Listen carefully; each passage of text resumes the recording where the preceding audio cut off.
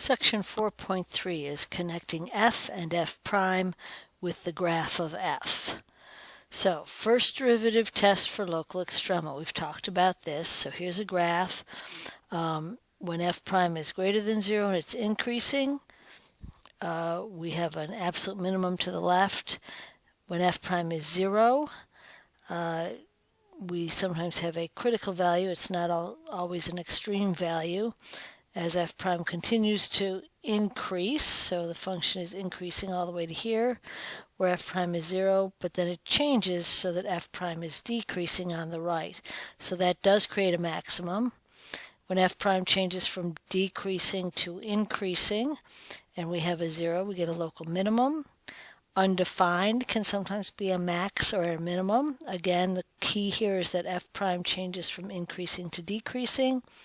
And over here we do have an f prime that is 0, but there's no extreme value because f prime decreases all the way through, and then at the end point we have another local minimum.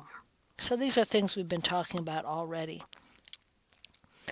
So again, write down what you need, but the following test applies to any continuous function. At a critical point, if f prime changes signs from positive to negative, then f is the local max.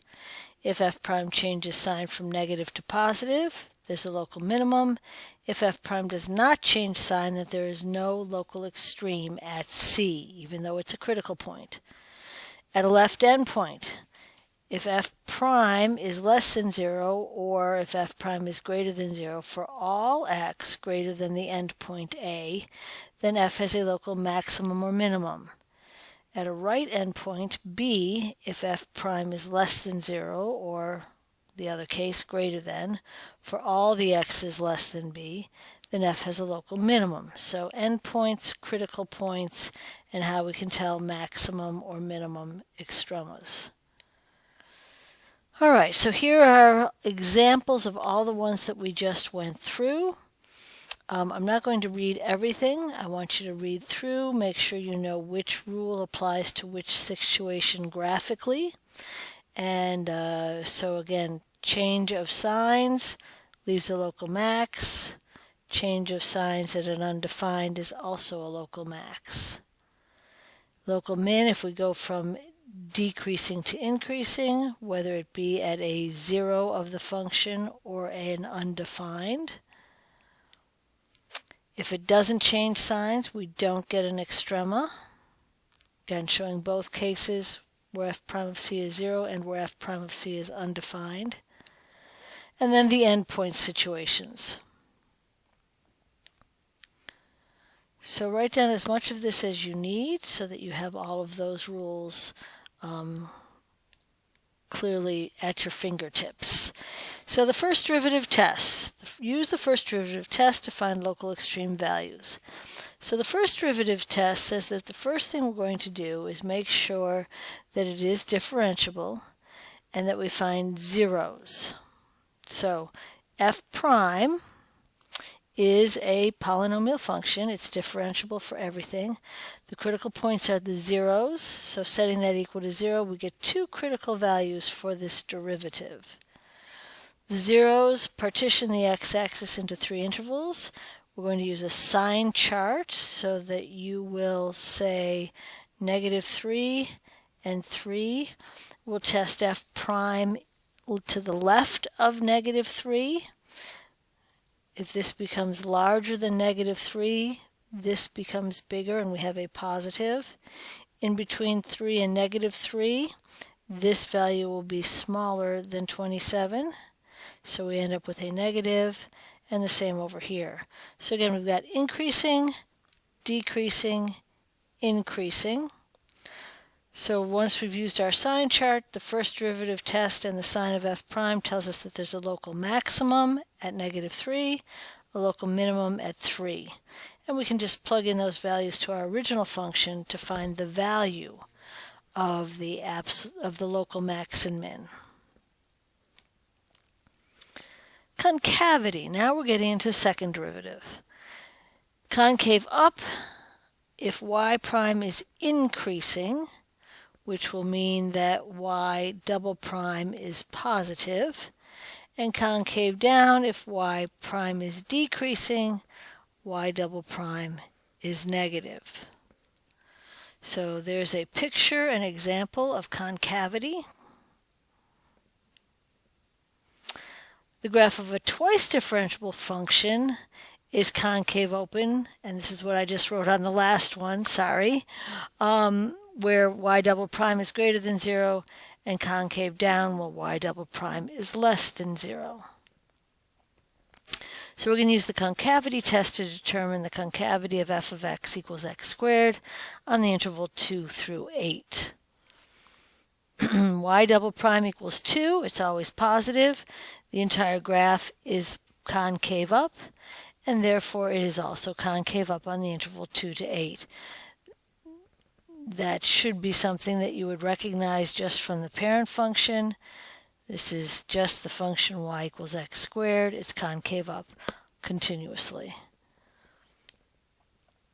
Points of inflection. The point where a graph of a function has a tangent line and where the concavity changes is a point of inflection. So find all the points of inflection of this graph. So this is going to be a little tougher, not a polynomial function. So first we have to find the second derivative. So let's work our way through. First derivative, we need a chain rule. So that's our first derivative. Second derivative, again, is going to use a product rule now, where 4x times e to the negative x squared, and remember we need the chain rule again for the derivative of e to the negative x squared. And clean this up just a little bit by multiplying your negative 4x times your negative 2x, and then writing it into factored form. If you leave it as a polynomial, it's going to be really tough to find your zeros. If you write it in a factored form, it'll be very easy to see where y double prime is 0, and therefore finding those points of inflection.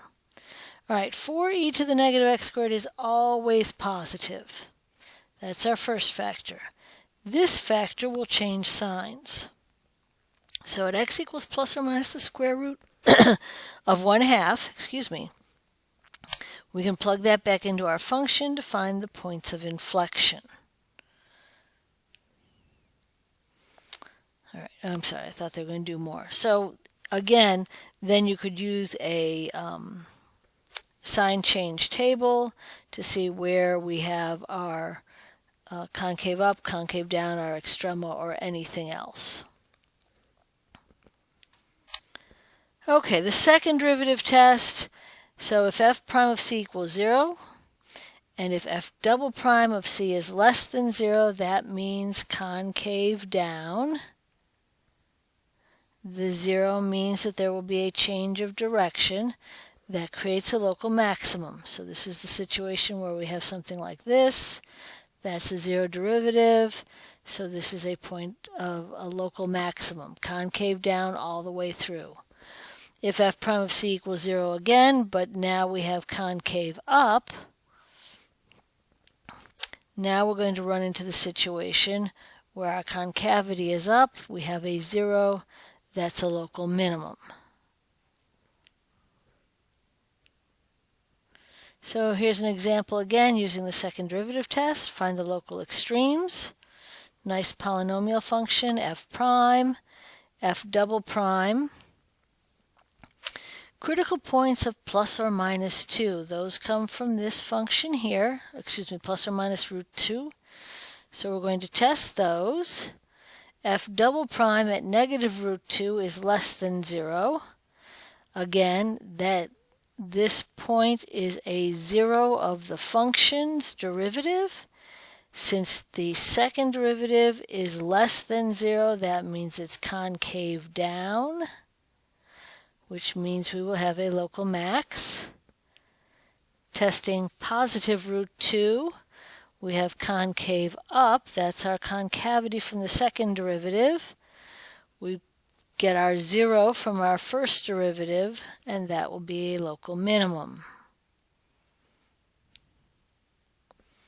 So here's a nice chart that goes through a whole bunch of different scenarios.